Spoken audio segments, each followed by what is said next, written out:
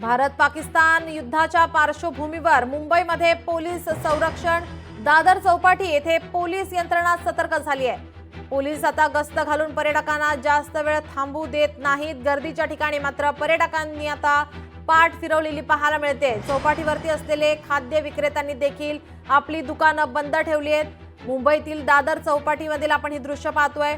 Police बंदोबस्त वाढवण्यात आला। गर्दीच्या ठिकाणी पर्यटकांनी पाठ फिरवली आहे।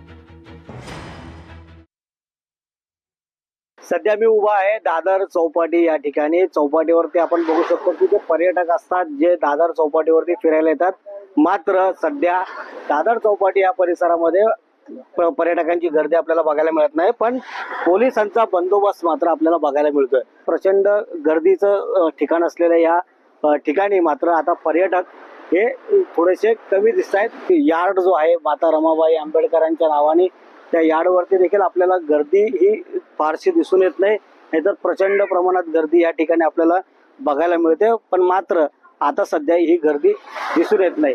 कॅमेरामन अमित सह मी मनीष गांगुर्डे, लोकशाही मराठी, मुंबई। लोकशाही मराठी ऐका, पहा, जागरूक रहा।